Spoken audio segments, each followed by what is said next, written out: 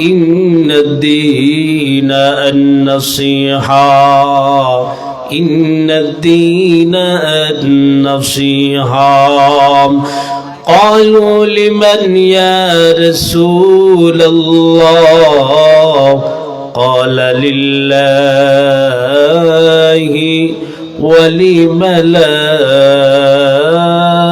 ولملائكته ورسله ولأئمة المسلمين وعامتهم أو كما قال عليه الصلاة والسلام আমরা একটু মহব্বতের সাথে দুরূদ শরীফ পড়ি সাল্লাল্লাহু আলা সাইয়্যিদিনা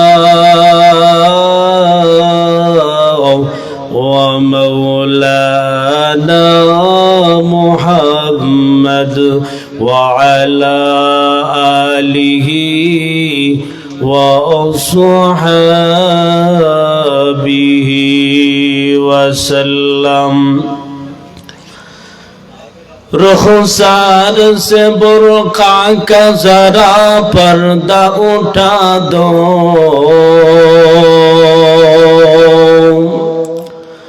रुखसार से बुर्का का जरा पर्दा उठा दो लिल्लाह मुझे हुस्न खुदा दाद दिखा दो लिल्लाह मुझे हुस्न खुदा दाद दिखा दो मैं दूर हो मजबूर हो सय्यिद आलम मैं दूर हो मजबूर हो सय्यिद आलम दीदार दिखा देने की आवाज सुना दो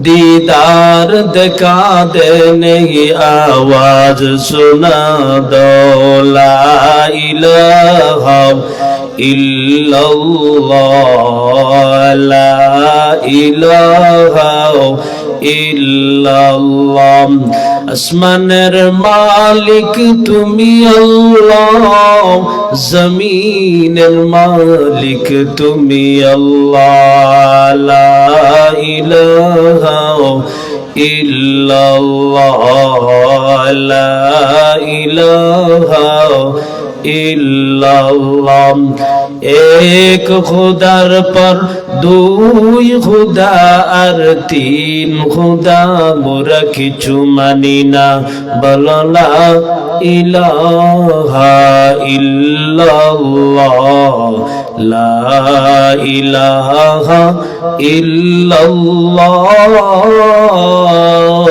লা ইলাহা ইল্লাল্লাহ লা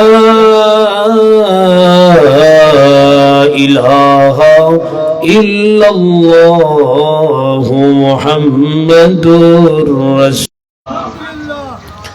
সবাই বলতে হবে একটু জোরে বলেন আলহামদুলিল্লাহ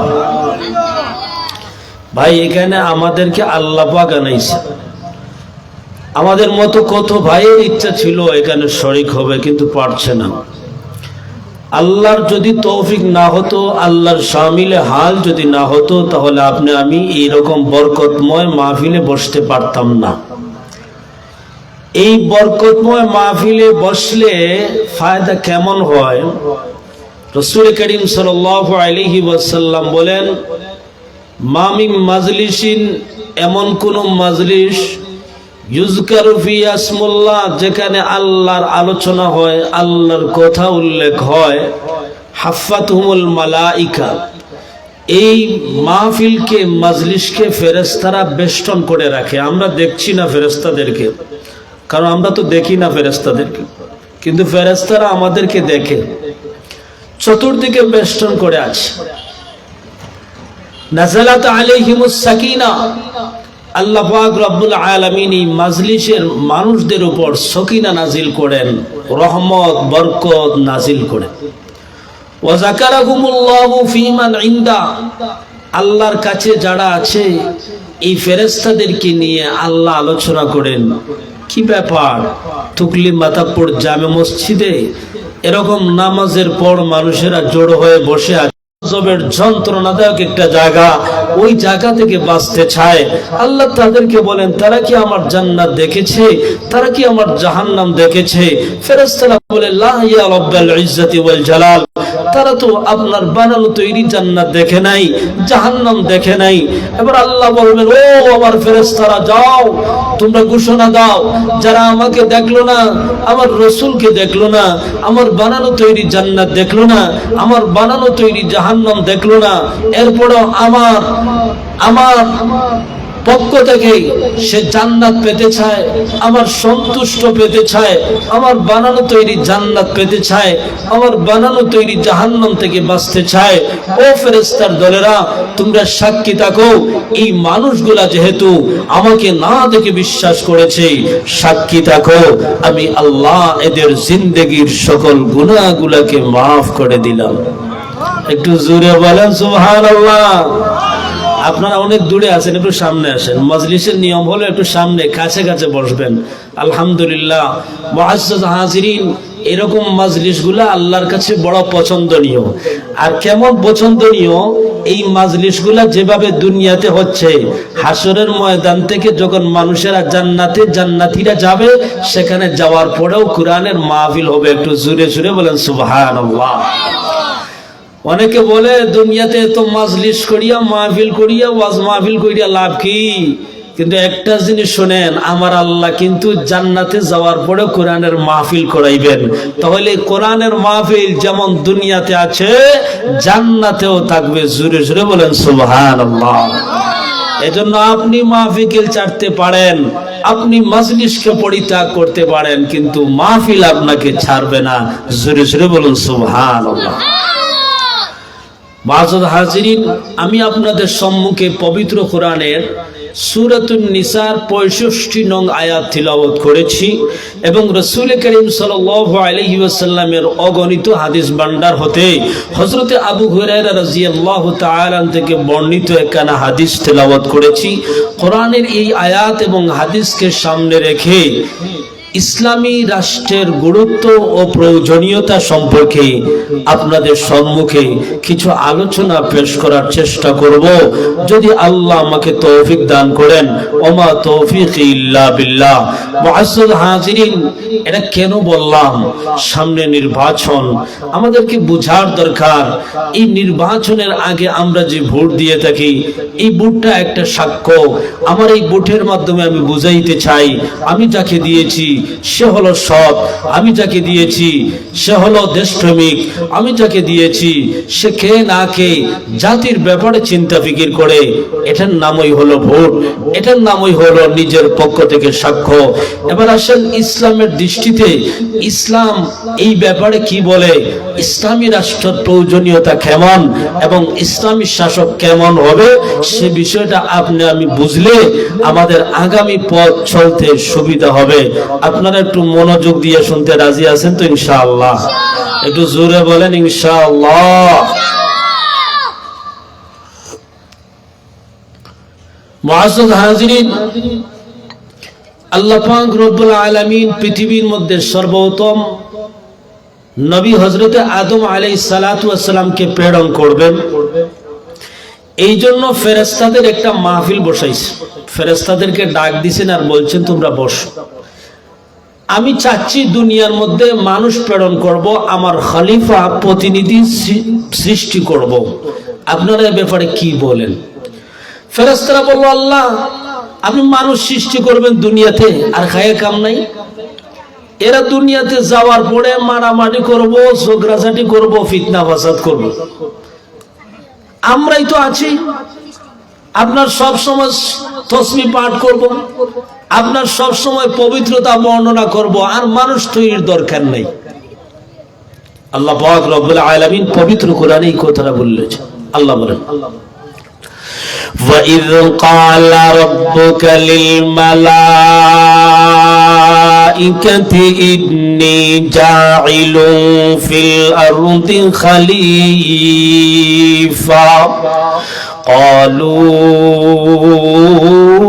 قالوا أتجعل فيها من يفسد فيها ويسفك الدماء ونحن نسبح بحمدك ونقدس لك قال إني أعلم ما لا تعلمون আল্লাহ রাব্বুল আলামিন ফেরেশতাদেরকে নিয়ে মশওয়ারা করে বুঝা গেল যত বড়ই হও না কেন মশওয়ারা করার দরকার। এই ওয়াজ মাহফিল কিভাবে হবে, পরিচালনা কিভাবে হবে, এটার জন্য মশওয়ারার দরকার। আল্লাহর মশওয়ারা করার দরকার নাই। এরপর আল্লাহ রাব্বুল আলামিন মশওয়ারা করেছেন। কেন মশওয়ারা করেছেন?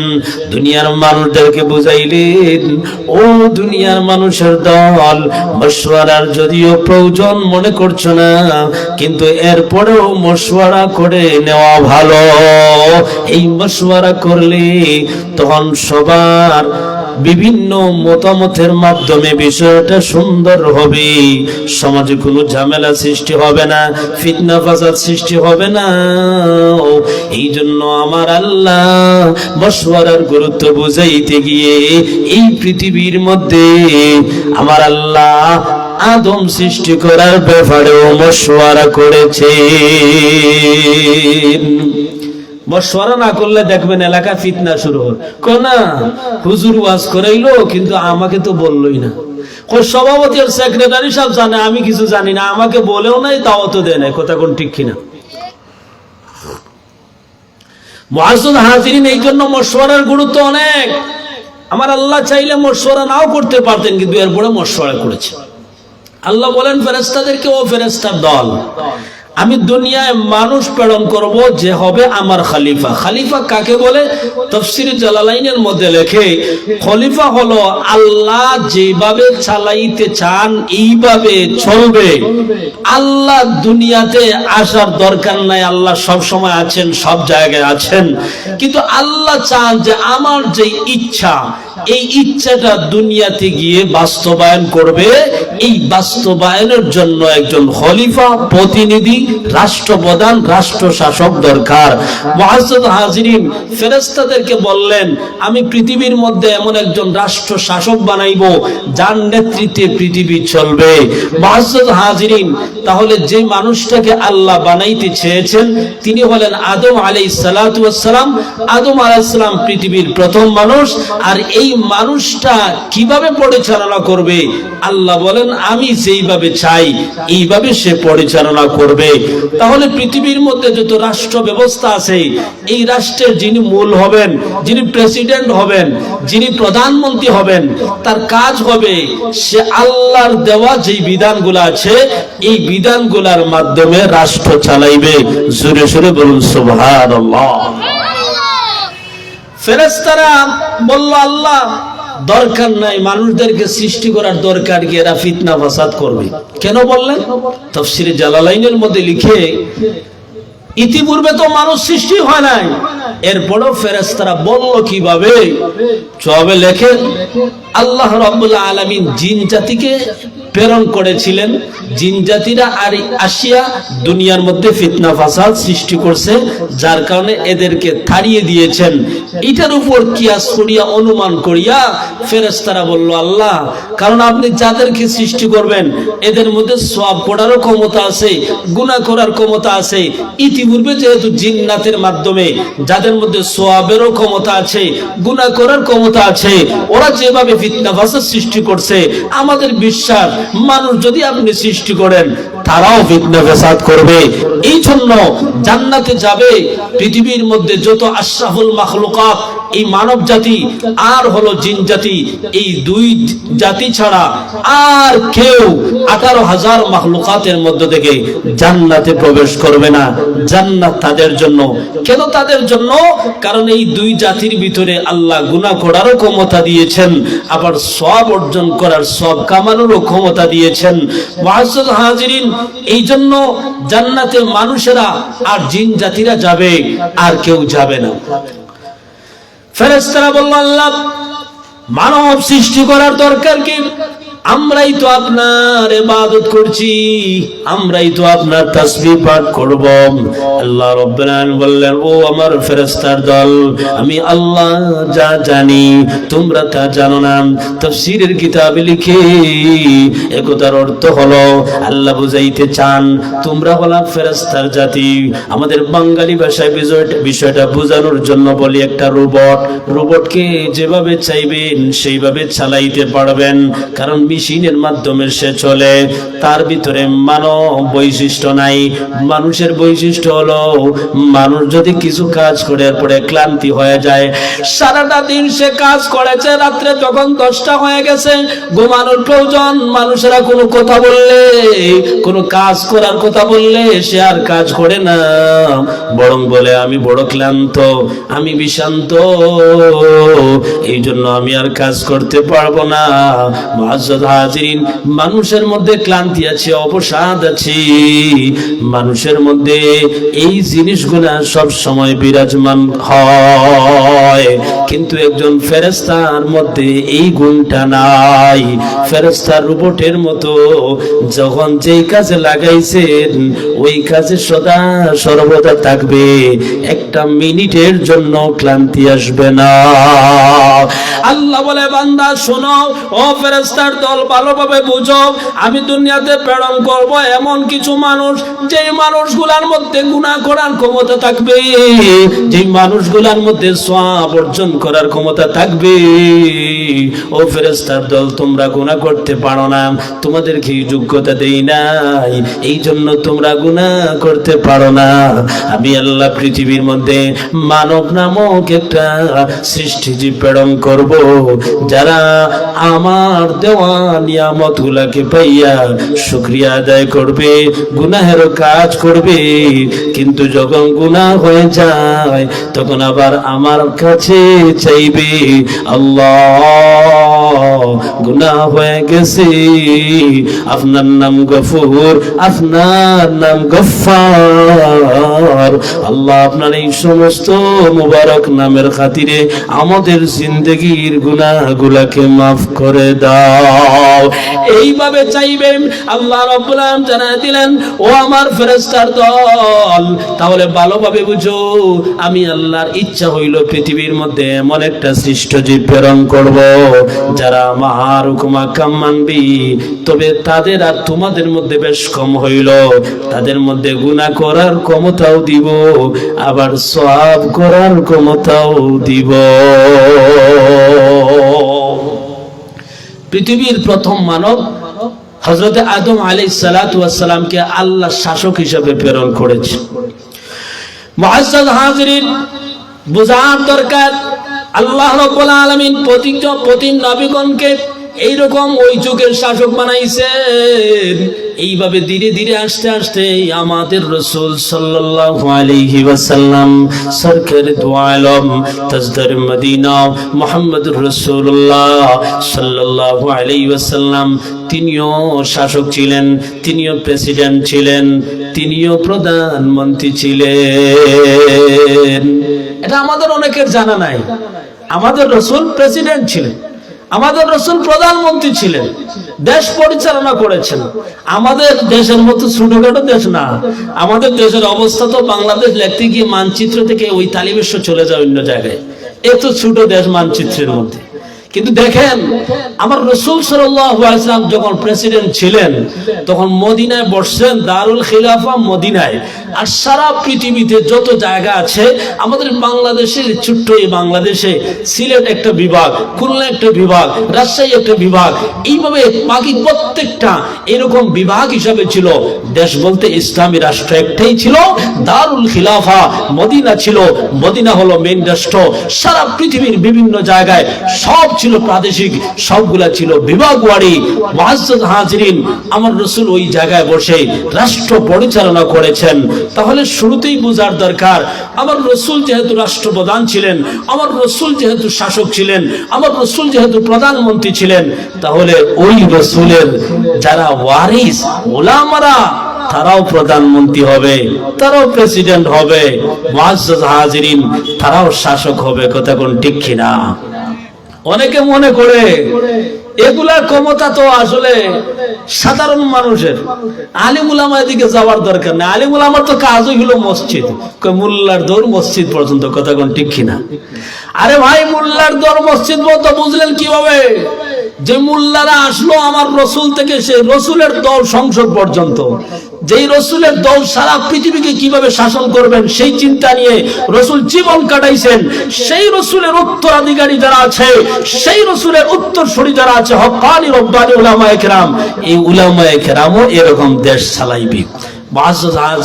প্রথম কথা বুঝতে পারলাম, আমার রসুল প্রধানমন্ত্রী ছিলেন, আমার রসুল প্রেসিডেন্ট ছিলেন, এই হিসাবে আমার রসুলের যারা ওয়ারিস উলামায়ে কেরাম, ইন্নাল উলামা ওয়ারাসাতুল আম্বিয়া, এই উলামায়ে কেরাম নবীর ওয়ারিস, এই হিসাবে তারাও প্রেসিডেন্ট হবে, তারাও শাসক হবে।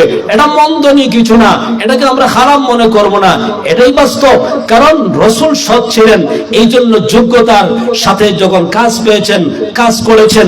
এইরকম যোগ্য মানুষ যে হবে, তাকে যদি সংসদে নেওয়া যায়, এই মানুষটা যদি শাসক হয়, এই মানুষটা যদি প্রেসিডেন্ট হয়, এই মানুষটা যদি প্রধানমন্ত্রী হয়, তাহলে সে যোগ্য সৎ, যার কারণে তার অধীনে যত মানুষেরা থাকবে, এই মানুষগুলোকেও সুন্দরভাবে চালাইবে, কথা কোন ঠিক কিনা? মুআজ্জাজ হাজিরিন, আল্লাহ রাব্বুল আলামিন এই ওয়াদা দিয়েছেন, যুগে যুগে যত মানুষের আসবে, ওই মানুষগুলা এমন হবে, ওই মানুষগুলোর ভিতরে যদি ওই নির্দিষ্ট আদর্শ থাকে, আল্লাহ বলেন আমি আল্লাহ তাকে জমিনের খলিফা বানাইব। আল্লাহ রাব্বুল আলামিন পবিত্র কোরআনে 18 নং পারার 16 নং পৃষ্ঠার মধ্যে জানায় দেন, আল্লাহ বলেন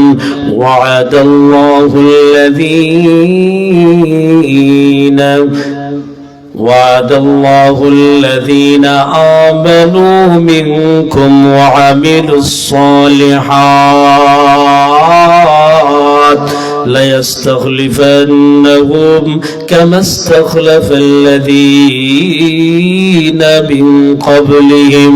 আল্লাহ বলেন আমি ওয়াদা দিলাম, আল্লাহ ওয়াদা দিয়েছে, তোমাদের মধ্যে যারা ঈমানদার, যারা নেক কাজ করবে, আল্লাহ বলেন আমি তাকে জমিনে অধিষ্ঠিত করব, আমি তাকে খেলাফত দান করব, আমি তাকে এমন শক্তি, আমি এক রাজত্ব দান করব, যেই রাজত্বের উপর আর কোন রাজত্ব হতে পারে না। রাসূল করিম সাল্লাল্লাহু আলাইহি ওয়াসাল্লাম রাষ্ট্র পরিচালনা করলেন, একাধারের জীবন এই দুনিয়াতে যতদিন ছিলেন, ওই এতদিন পর্যন্ত তিনি রাষ্ট্রের ক্ষমতা নিয়ে বসেছিলেন। মুআজ্জাজ হাজিরিন, এরপরে খলিফা যারা ছিলেন, খুলাফায়ে রাশিদিনরা, হযরত আবু বকর রাদিয়াল্লাহু তাআলা আনহু 2 বছর পর্যন্ত রাষ্ট্র চালাইলেন। হযরত ওমর রাদিয়াল্লাহু তাআলা আনহু প্রায় 12 বছর পর্যন্ত রাজত্ব চালাইলেন। মুআজ্জাজ হাজিরিন, হযরত উসমান রাদিয়াল্লাহু তাআলা আনহু, ওমর রাদিয়াল্লাহু তাআলা 10 বছর, উসমান রাদিয়াল্লাহু তাআলা 12 বছর, আলী রাদিয়াল্লাহু তাআলা 4 বছর। এইভাবে তারা রাজত্ব কায়েম করে সঠিকভাবে জনগণের খেদমতের উদ্দেশ্যে কাজ আঞ্জাম দিয়ে গিয়েছেন। তাহলে এই কাজ আঞ্জাম দেওয়ার নিয়ম ধারাবাহিকতা নতুন করে শুরু হয় নাই, আমার রাসূল সাল্লাল্লাহু আলাইহি ওয়াসাল্লামের মাধ্যমে এই কাজটা শুরু হয়েছে। এবার আসেন হযরত ওমর রাদিয়াল্লাহু তাআলা আনহু, খলিফাতুল মুসলিমিন হযরত ওমর ছিলেন সৎ, ছিলেন যোগ্য, একজন ইনসাফওয়ালা নেতা। নেতার কাজ কি যদি নেতা বুঝে না, তাহলে সে নেতা হওয়ার যোগ্য না।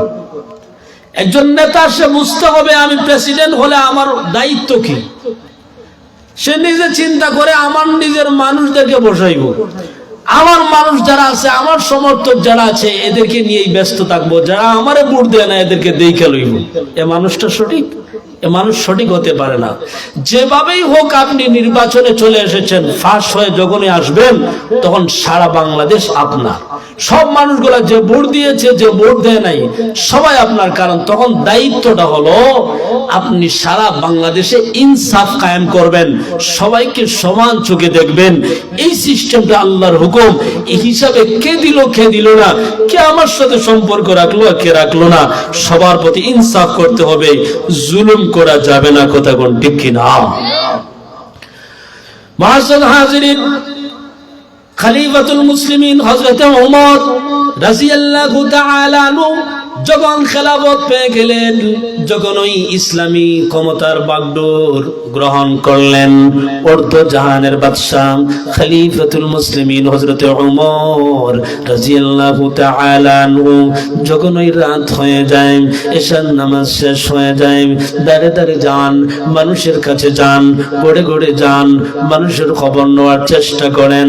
রাত্র হয়ে গেছে অনেক, একদিনের ঘটনা, রাত্র প্রায় 2টা, রাত্র প্রায় 3টা। এমন এক সময় একটা ঘর থেকে কিছু আলো আসতেছে। হায় হায়, ব্যাপারটা কি? দরজাটা বন্ধ, জানালা একটু খোলাম, গরমের মৌসুম। হযরত ওমর রাদিয়াল্লাহু তাআলা জানালার পাশে গেলেন। সেখানে যাওয়ার পর ঘরের ভিতর থেকে আওয়াজ, একটা হাড়ি, ওই হাড়ির ভিতরে কিছু পাথর একটা কাড়ি দিয়ে সেখানে নাড়াইতেছে। বিষয়টা কি? কান যখন তিনি দিয়ে ভালোভাবে বোঝার চেষ্টা করলেন, শোনার চেষ্টা করলেন, দেখলেন, বুঝলেন একটা মহিলা তার বাচ্চাদেরকে বলতেছে, বাবারে এই সামান্য পড়ে হয়ে যাবে, সামান্য পড়েই তোমাদেরকে দিব। এইভাবে করে করে মহিলাটা আধা ঘন্টা হয়ে গেল, কিন্তু কিছুই দেয় না। ওমর রাদিয়াল্লাহু তাআলা আনহুর বুঝতে আর বাকি রইল না, আসলে ঘরে কোনো খাবার নাই। এই সন্তানদেরকে বুঝ দেওয়ার জন্যই মা এইভাবে একটা ভান করেছে।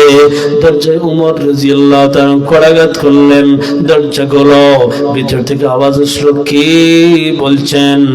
ওমর রাদিয়াল্লাহু তাআলা বলেন নাই, আমি আমিরুল মুমিনিন, আমি বাদশা, আমি প্রেসিডেন্ট, আমি প্রধানমন্ত্রী। এই কথা বলেন নাই, বলেছেন মা আপনার একজন সন্তান, দরজা খুলে দেন। দরজা খুলে দেওয়ার পর ওমর রাদিয়াল্লাহু তাআলা বললেন, মা ব্যাপারটা কি? আমি আধা ঘন্টা যাবত এখানে অবজার্ভ করলাম, বিষয়টা অবলোকন করলাম, আমি বুঝলাম আপনার ঘরে মনে হয় কোনো খাবার নাই। মা কি হয়েছে? আসল ব্যাপারটা কি? আসলে যেই বিষয়ের আপনি আশা দিয়েছেন ওটা কি বাস্তবে খাবার ছিল নাকি আর কিছু ছিল? মহিলাটা এই কথা শোনার পরে বলে, বাবা যুবক মানুষ, কোন রাস্তা দিয়ে আসছো, কোথায় যাইবা, চলে যাও, গরিবের খোঁজ নেওয়ার দরকার নাই।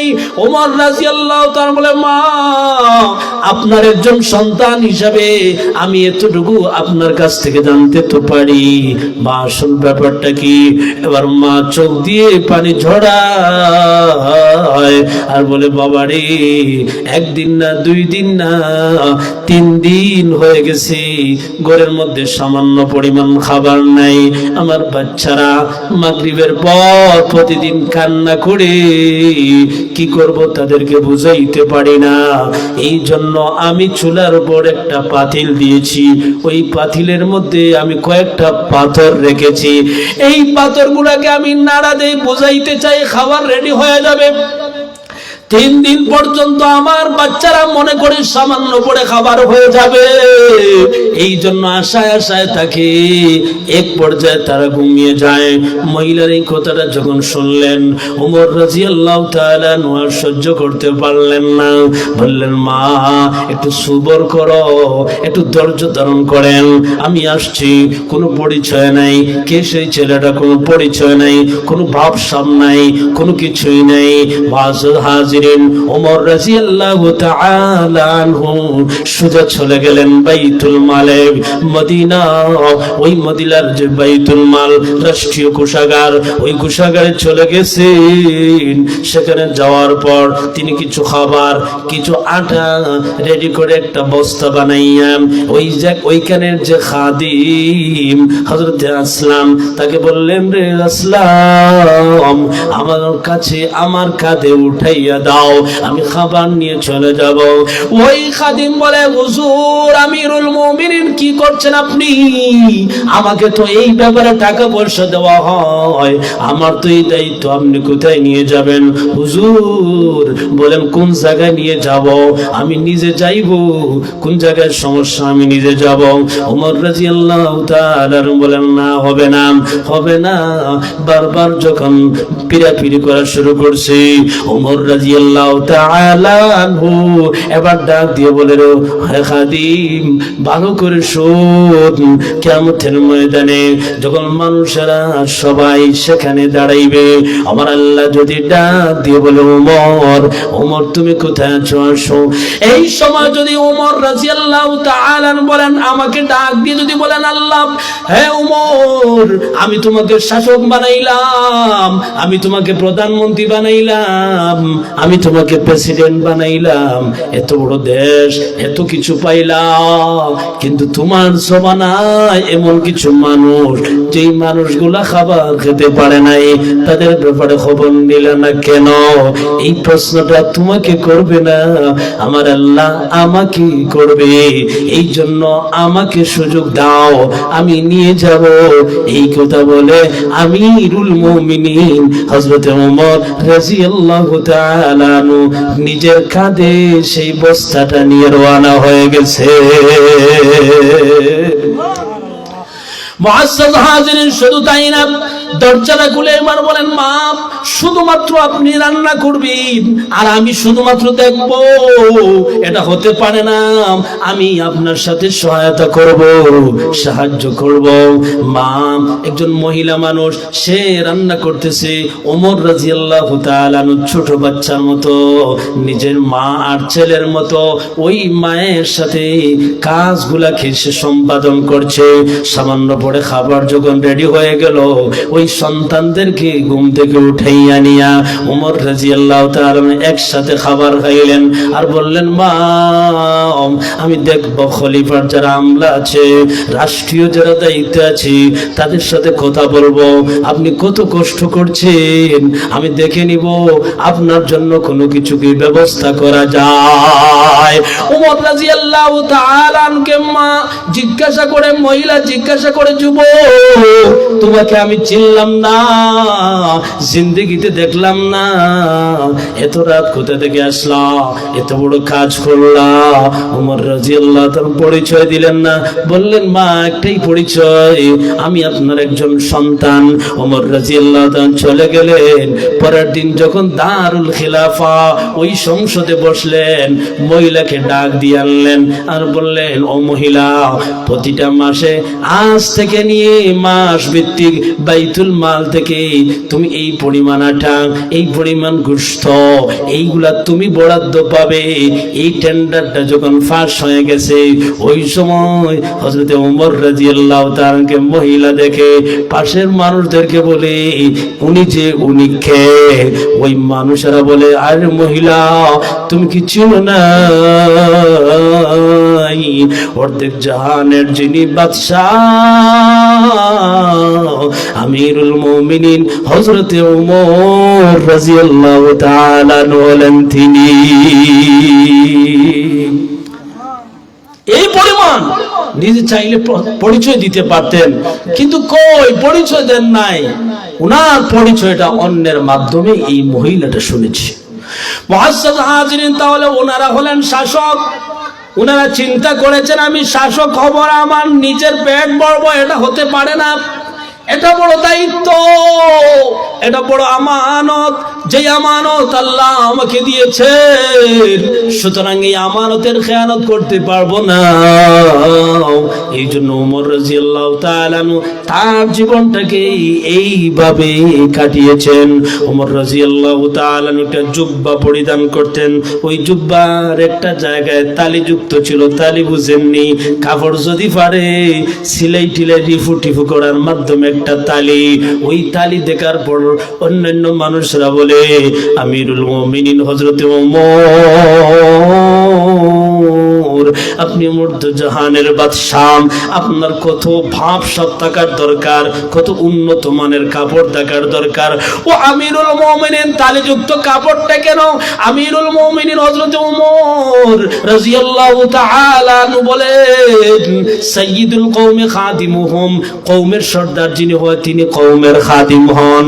আমি আমার জনগণের দিকে তাকাই, আমার জনগণ যতদিন পর্যন্ত তালিযুক্ত কাপড় পরা বাদ না দিবে, ততদিন পর্যন্ত আমি উমর তালিযুক্ত কাপড় পরা বাদ দিতে পারি না। এই হলো হযরত ওমর রাদিয়াল্লাহু তাআলা। দায়িত্ব পেয়েছেন, দায়িত্ব পাওয়ার পরে দায়িত্ব আঞ্জাম দিয়েছেন। নিজে মনে করেন না আমি শাসক। আরে ভাই, আপনি বড় হয়েছেন, আপনার দায়িত্ব আরো বেশি। আপনি বাবা হয়েছেন, আপনার দায়িত্ব বেশি। আপনার পরিবার আছে, আপনার ছেলে মেয়ে আছে, সবাইকে খেয়াল করতে হবে। যে যত বেশি সম্মান কামায় তার দায়িত্ব বেশি। এই জন্য রাসূল করিম সাল্লাল্লাহু আলাইহি ওয়াসাল্লাম হাদিসের মধ্যে বলেন, 7 শ্রেণীর মানুষেরা এমন আছে যে মানুষগুলা কি হাসরের ময়দানে যখন একমাত্র সূর্য আধা মাইল উপরে থাকবে, ওই সূর্য থেকে এমন গরম আসবে যে গরমের কারণে মানুষের শরীর থেকে ঘাম বের হয়ে একেবারে হাবুডুবু খাবে। যার যার তাপ, যার যার অনুমান অনুযায়ী, পাপ অনুযায়ী, যার যার যে গুনাহ আছে, এই পরিমাণ সে ঘামের মধ্যে হাবুডুবু খাবে। কেউ গলা পর্যন্ত, কেউ কোমর পর্যন্ত, কেউ হাঁটু পর্যন্ত, কেউ পায়ের নলা পর্যন্ত, এইভাবে থাকবে। কিন্তু বিশাল ভয়ঙ্কর এই কঠিন দিনে 7 শ্রেণীর মানুষ যারা আছে তারাই কষ্ট করবে না। আল্লাহ রাব্বুল আলামিন এই 7 শ্রেণীর মানুষদেরকে ডেকে ডেকে ওই সময় এয়ার কন্ডিশনের নিচে আরশে আজিমের ছায়ার নিচে নিয়ে যাবেন। ওই 7 শ্রেণীর মধ্য থেকে প্রথম হলো আল ইমামুল আদিল, ন্যায়পরায়ণ বাদশাহ। আমার রাসূল বলেন, তিরমিজি শরীফের হাদিস, সাবআতুন ইউযিল্লুহুমুল্লাহু ফি যিল্লিহি ইয়াওমা লা যিল্লা ইল্লা যিল্লুহু, ইমামুন আদিল, ন্যায়পরায়ণ বাদশাহ। ন্যায়পরায়ণ বাদশাহ কাকে বলে? মুফাসসিরিনে কেরাম, মুহাদ্দিসিনে কেরাম বলেন, ওই শাসকগণ, যেই শাসকরা দায়িত্ব পাওয়ার পরে জনগণের ব্যাপারে খুবই সোচ্চার ছিল। আজকে আমাদের আপনাদের শাসক যারা হয়, নতুন যারা হয়, যারা শাসক হয়, বাংলাদেশের অভিজ্ঞতা হলো নিজের চিন্তা ফিকির আগে করে, নিজের আত্মীয় স্বজনের কথা আগে ভাবে, নিজের সমর্থক যারা আছে তাদের কথা ভাবে। অন্যরা খাইলো না না খাইলো এটার চিন্তা ফিকির করে না।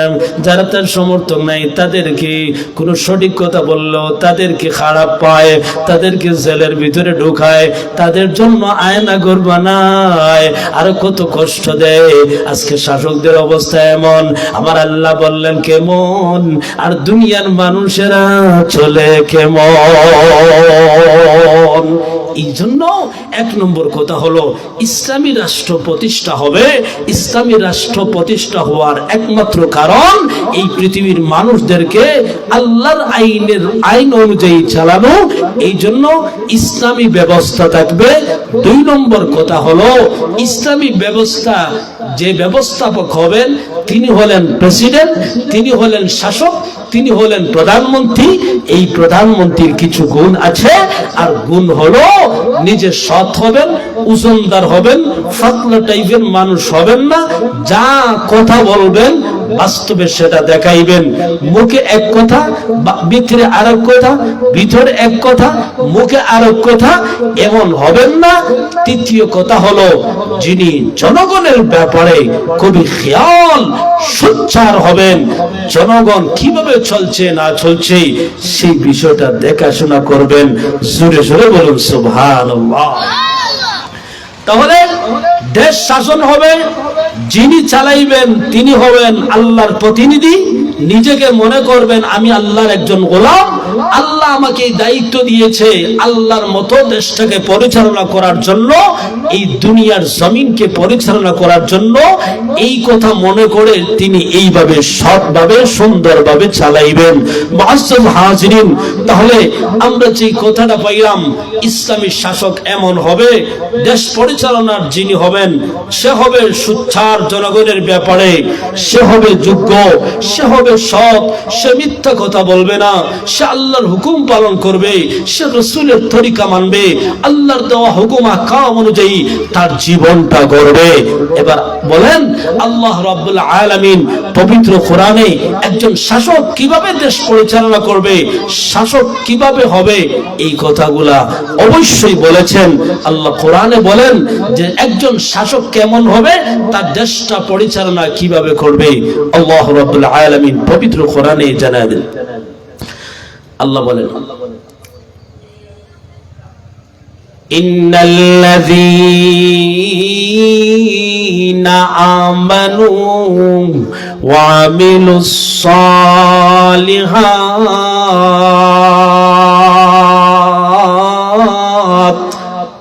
আল্লাহ রাব্বুল আলামিন বলেন যারা ঈমানদার, যারা নেক আমল করে, দুইটা গুণ ঈমানওয়ালা, নেক আমল, এই দুইটা গুণ যাদের আছে, আল্লাহ বলে ইন্নাল্লাযীনা আমানু ওয়া আমিলুস সালিহাত,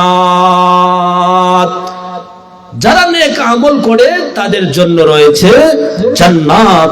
আল্লাহ রাব্বুল আলামিন বলেন জান্নাতুল ফিরদাউসি নুজুলা, এদের জন্য অভ্যর্থনা স্বরূপ রয়েছে জান্নাত। তাহলে দুইটা গুণ এমন আছে, এই দুইটা গুণ যাদের ভিতরে পাওয়া যাবে তারা জান্নাতি হবে, তাদেরকে আল্লাহ জান্নাত দিবেন। আল্লাহ রাব্বুল আলামিন বলেন যে শাসক যিনি হবেন, এই শাসকের কাজ হলো নিজে ঈমান আনা, নেক আমল করা, যারা প্রজা আছেন, জনগণ আছেন, তাদেরকে তিনি আল্লাহর হুকুম মানার ব্যাপারে সত্য তাগিদ দিবেন। তাদেরকে বলবেন দেখো নামাজ পড়া দরকার, আল্লাহর হুকুম আহকাম মানার দরকার, নিজে থাকবেন সঠিক, জনগণকে মানাইবেন সঠিক, নিজে হবেন আল্লাহওয়ালা, জনগণকে বানাইবেন আল্লাহওয়ালা। একটু জোরে জোরে বলুন সুবহানাল্লাহ। মুআজ্জাল হাজিরিন, আজ ইসলামে রাষ্ট্র নাই, যার কারণে জনগণরা ওই খেলাফতের যুগের যে শান্তি আছে সেই শান্তিটা অনুভব করতে পারে না।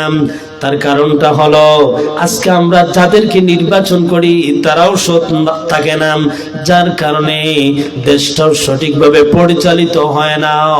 এই জন্য আমি যাকে নির্বাচিত করব, আমি যাকে ভোট দিব, সে সৎ কিনা, সে বাংলাদেশের আমার দেশের ব্যাপারে সে দেশকে অগ্রসর করা, উন্নতি করার চিন্তা ফিকির করে কিনা সেটা আমি দেখব। একজন যোগ্য নেতাকে আমি অভিভাবক বানাইব।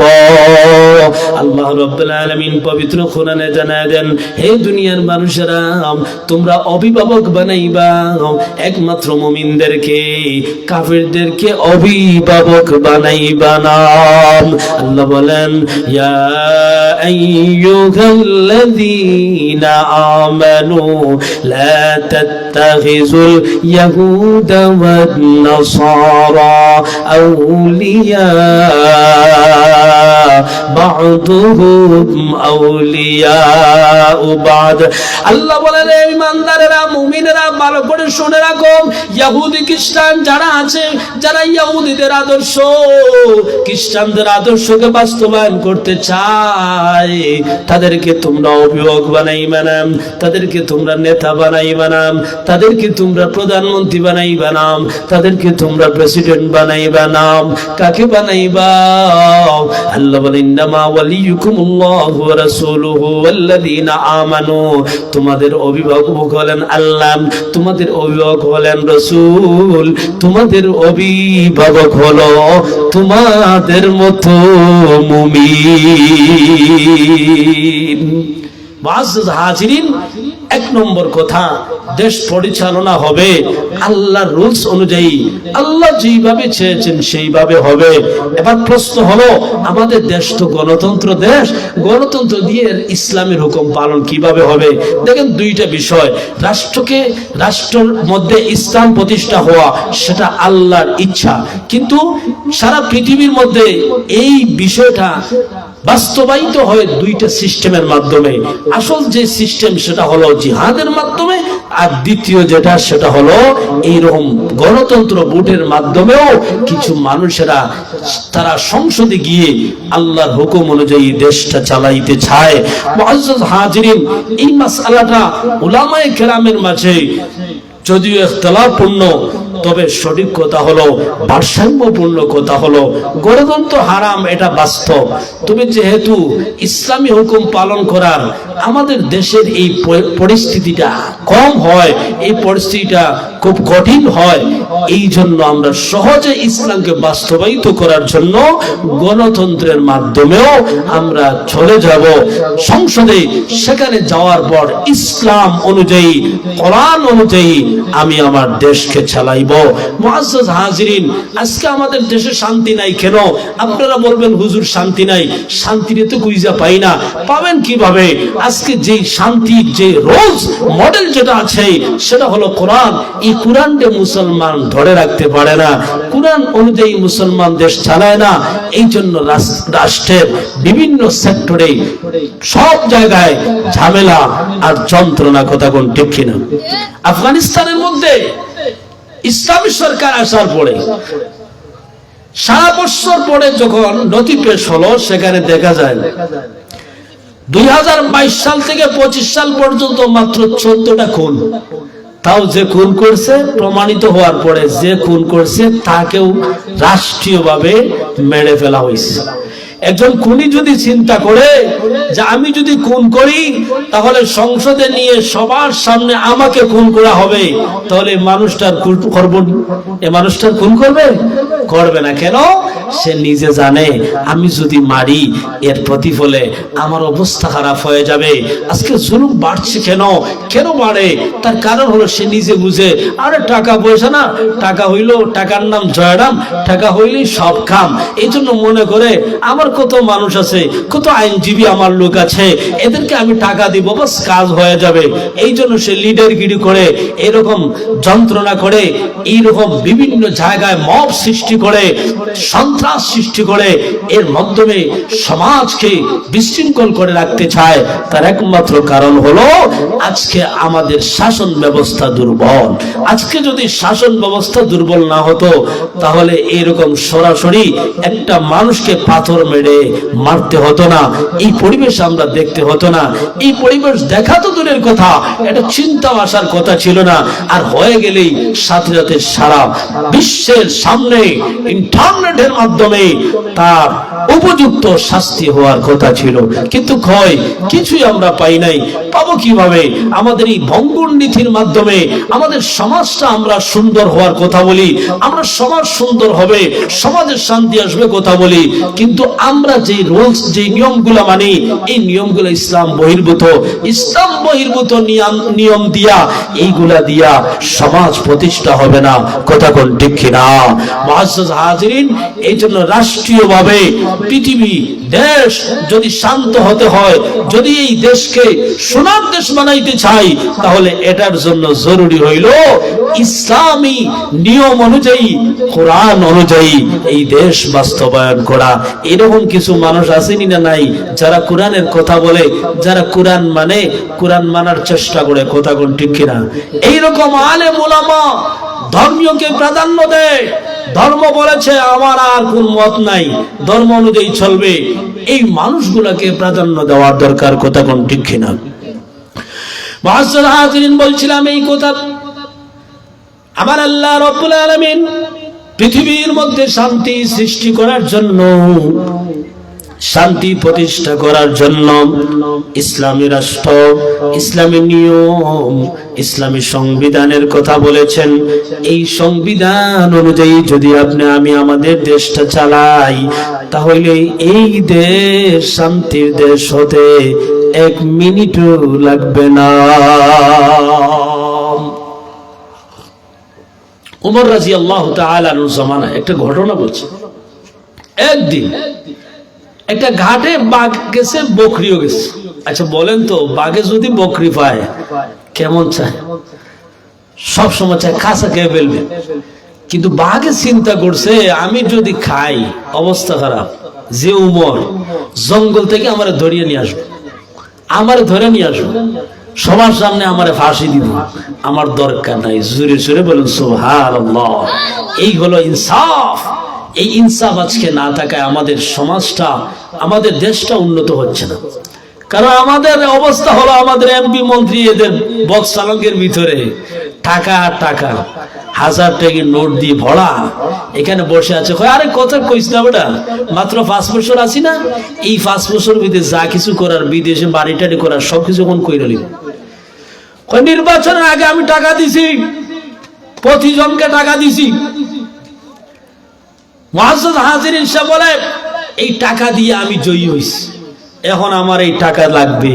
এই জন্য নির্বাচনে যখন ইশতেহারে তার নাম ঘোষণা হয়, টাকাগুলা খাওয়ার পরে এখন কয় মানুষে বানাইছে কথা সঠিক, তবে এমনি তো বানায় নাই, টাকা পয়সা খাইয়া তাদেরকে টাকা দিছি। এখন যা পাইম এগুলা আমার ওই আগের যে লস হয়েছিল এগুলা এখন পূরণ করতে হবে। কথা কোন ঠিক কিনা? মুআজ্জাজ হাজিরিন, আজকে আপনি ভোটের নাম দিয়ে চা খাওয়ার পরে একজনকে পাইছেন, জি ভাই আপনারে ছাড়া তো আর কিছু বুঝি না, এখানে ওয়াদা দিয়ে দিছে, কয় অসুবিধা না, নাম লেখেন, কয় নম্বরে নাম লেখেন। সামান্য ভোটে আইছে আরেক মার্কা লইয়া, কই ভাইজান আপনারা তো আমি চাই যদি দয়া ধর্ম করেন আর একটা ভোট দিতেন, আপনি দিবেন তো? কয় অসুবিধা নেই, আসি। বাড়িতে আসার পরে কয় এ পর্যন্ত 4 প্রতীকের সাথে দেখা, প্রত্যেকে আমাকে বলছে 1000 করে দিবে, অসুবিধা নাই, যতটুকু পারে খালি খাওয়ার দরকার। এই সুযোগ আইছে, এমন একটা সুযোগ, চতুর্দিক থেকে খালি টাকা খায়। তাহলে আপনি টাকা খাইয়া যখন আপনি ভোট দিলেন, তাহলে আপনার নিয়ম প্রথমেই ভালো ছিল না, আপনি ঘুষ খাইছেন, এরপরে আপনি ভোট দিছেন। 1 নম্বর কথা, আপনি ভোট নামক আমানতের খেয়ানত করেছেন। 2 নম্বর যাকে দিচ্ছেন তাও টাকা খাইয়া। তাহলে আপনি টাকা খাইয়া যদি আপনি ভোট বিক্রি করেন, আপনি যদি ভোট দেন আর এ যদি নির্বাচিত হয়, তাহলে সে জনগণের সঠিক নির্বাচনে নির্বাচিত হলো না, যেহেতু সে টাকার মাধ্যমে নির্বাচিত হয়েছে। এই জন্য সে সংসদে গিয়ে তো সুযোগ পাইলেই টাকা সে তার নিজের নামে আর নিজের ব্যাংক ব্যালেন্সে ভরবে, ছাড়া আর কি হবে? কথা কোন ঠিক কিনা? আজকে আমাদের সমাজটা এরকম বড় খারাপ হয়ে গেছে। আপনি ভালোভাবে চলতে চাইলেও পারবেন না। হুজুর বুঝেন না, দুনিয়া তো সহজ সরল না, একটু টাকা লাগে। টাকা যদি টাকা দেখান আর টাকা যদি ছাড়েন, তাহলে কিছু মানুষদের সাথে কথা বলতে পারি। আমাদের সমাজটা এমন হয়ে গেছে। ইসলামে এই সিস্টেমটাই ছিল না। আরে ভাই কিসের টাকা? ইসলামে ওই গণতন্ত্র, গণহারে ভোট দিবে। আরে পাগলে ভোট দিলেও ভোট হয়ে যায়। আরে মানুষটা কবরে চলে গেছে, এরপরেও ভোট হয়ে গেছে। যাওয়ার পরে কই ভোট দিতে আসলাম, কই আরে আপনি কে? আপনার তো ভোট হয়ে গেছে। কই তাহলে দেখি আমার দাদা, তো দাদার নাম নিয়ে দেখে দাদার নামে ভোট হয়ে গেছে। কই তাহলে দেখি আমার দাদি, কই দাদির নামে ভোট হয়ে গেছে। এরকমও সমাজ আমাদের দেশে কিছুদিন ছিল না, ছিল না। মুআজ্জাজ হাজিরিন, এই ধরনের তন্ত্র মন্ত্র আর দুর্নীতি দিয়ে দেশ চললে, আমরা সারা জিন্দেগি যদি জিকির করি, দেশ সুন্দরভাবে চলবে। খোদার কসম, চিল্লাইলে দেশ সুন্দর করা যায় না। দেশ সুন্দর হবে সুন্দর সংবিধানের মাধ্যমে। আল্লাহ রাব্বুল আলামিন যে সংবিধান আমাদেরকে দিয়েছেন, আল কোরআন হুয়া দাস্তুরুনা, কোরআন আমাদের সংবিধান। এই সংবিধান অনুযায়ী যদি দেশ চালান, তাহলে এই দেশে শান্তি আসবে। এই কোরআন অনুযায়ী যদি দেশ চালান, তাহলে দেশের মধ্যে শান্তি সৃষ্টি হবে, এখানে ন্যায় ইনসাফ প্রতিষ্ঠা হবে। কথা কোন ঠিক কিনা? মুআজ্জাজ হাজিরিন, আমি বলছিলাম পবিত্র কোরআনের যে আয়াতটা তেলাওয়াত করেছি, আল্লাহ রাব্বুল আলামিন পবিত্র কোরআনে সূরাতুন নিসার 65 নং আয়াতের মধ্যে জানায় দেন, আল্লাহ বলেন, ফালা ওয়া রাব্বিকা লা ইউমিনুন হাত্তা ইউহাক্কিমুকা ফীমা শাজারা বাইনাহুম সুম্মা লা ইয়াজিদু ফী আনফুসিহিম হারাজাম মিম্মা قضيت ويسلموا تسليما আল্লাহ বলেন নবীজি तमाम পৃথিবীর মানুষদেরকে জানায় দেন খোদার কসম আল্লাহ বলেন ফালা ওয়া রাব্বিকা আল্লাহ আল্লাহর নিজের নামে কসম খাওয়ার পরে বলেন হুজুর সরকারে দু আলম তাজদারে মদিনা মুহাম্মদুর রাসূলুল্লাহ সাল্লাল্লাহু আলাইহি ওয়াসাল্লাম আপনি জানায় দেন ততক্ষণ পর্যন্ত মানুষেরা প্রকৃত মুমিন হবে না যতক্ষণ না পর্যন্ত আপনি যা ফয়সালা দিয়েছেন সেই ফয়সালার উপর সন্তুষ্ট না হবে শুধু তাই না আপনার ফয়সালা পাওয়ার পরে মন ছিল অন্যদিকে আপনার ফয়সালা পাওয়ার পরে তার মন অন্যরকম হয়ে গেছে কিন্তু ভিতরে এই চিন্তা হারে আমার রাসূলের ফয়সালা যদি না আসতো তাহলে আমি আমার ব্যক্তিগত ফয়সালা দিয়ে দিতাম এইরকম মনেও কোনো যদি চিন্তা না আসে বরং আল্লাহর ফয়সালা রাসূলের ফয়সালা এটাই হলো আসল এই কথা চিন্তা করে যদি সে প্রত্যেকটা বিষয়ের মীমাংসা করে আমার আল্লাহ বলেন রাসূল সে হলো প্রকৃত মুমিন এই আয়াতের শানে নজুলের মধ্যে আল্লামা হাফিজ ইমাদউদ্দিন ইবনুল কাসির রাহিমাহুল্লাহু তাআলা আনহু তিনি তার কিতাব ইবনে কাসিরের মধ্যে লিখেন এই আয়াতের শানে নজুল দুইটা উল্লেখ করেছেন এর মধ্যে থেকে একটা যেটা তিরমিজি শরীফের মধ্যে হাদিস এসেছে রাসূল করিম সাল্লাল্লাহু আলাইহি ওয়াসাল্লামের ফুফাতো ভাই হযরত জুবাইর ইবনুল আওয়াম রাদিয়াল্লাহু তাআলা আনহু একটা হাররা একটা জায়গা মদিনার ওই জায়গায় একটা জমিন ওই জমিনটা একটু উঁচা ছিল ওই জায়গা থেকে পাশের জমিন দুইটা একদিকে একটা আরেকদিকে আরেকটা রাসূল করিম সাল্লাল্লাহু আলাইহি ওয়াসাল্লাম জুবাইর রাদিয়াল্লাহু তাআলাকে বললেন ও জুবাইর তোমার যে ক্ষেতের যে আইল আছে ওই আইল দিয়ে ওই সাইড দিয়ে ওই জমিনে একটু পানি প্রবাহিত করার ব্যবস্থা করে দাও মুআজ্জাজ হাজিরিন হযরত জুবাইর রাদিয়াল্লাহু তাআলা আনহুকে হুকুম করলেন এমন সময় আরেকজন সাহাবী যিনি বদর যুদ্ধে ছিলেন হযরত হাতিম বিন আবি বালতা রাদিয়াল্লাহু তাআলা তিনি বললেন ও এবার জুবাইর ইবনুল আওয়াম রাদিয়াল্লাহু তাআলা কে বললেন বুঝেছি ফুফাতো ভাই হওয়ার কারণে বুঝি এই স্বজন প্রীতি করেছেন আমার দিকে না দিয়ে ওই দিকে দিলেন এই কথা শোনার সাথে সাথে ফাতালাওয়ানা ওয়াজহু রাসূলিল্লাহি সাল্লাল্লাহু আলাইহি ওয়াসাল্লাম রাসূলের চেহারা লাল হয়ে গেছে হুজুর রাগ করে ফেলছেন সে আমাকে ইনসাফ শিখায় আর আমি হলাম ইনসাফ প্রতিষ্ঠাকারী কি আজীব ব্যাপার রাগ হয়ে গেছে জুবাইর রাদিয়াল্লাহু তাআলা আনহুকে বললেন হুজুর ও জুবাইর ইবনুল আওয়াম আমি যেভাবে বলছি এইভাবে করো মুআজ্জাজ হাজিরিন হযরত জুবাইর ইবনুল আওয়াম রাদিয়াল্লাহু তাআলা আনহু বলেন এই আয়াতটা আমার শানে নাজিল হয়েছে এই আয়াতের আরেকটা শানে রাসূল পাওয়া যায় তাফসীর ইবনে কাসিরের মধ্যে আল্লামা হাফিজ ইমাদউদ্দিন ইবনুল কাসির রাহমাতুল্লাহ আলাইহি তিনি লিখেন একবার এক ইহুদি আরেকজন মুসলমান নামী মুনাফিক মুসলমানের মাঝেও কিছু মুনাফিক মানে ভিতরে বাস্তবে সে নেফাক বাহ্যিকভাবে মুসলমানিত্ব জাহির করে উভয়জনের একটা জমিন ছিল জমিন ওই জমিনের ব্যাপারে ফিতনা লেগেছে রাসূল করিম সাল্লাল্লাহু আলাইহি ওয়াসাল্লামের কাছে গেছে ইয়া রাসূলুল্লাহ ইয়া হাবিবাল্লাহ ইহুদি লোকটা বলেছে এটা তার জমিন আর আমি বলি এটা আমার জমিন হুজুর আমাদের এই হলো ডকুমেন্ট এই হলো দলিল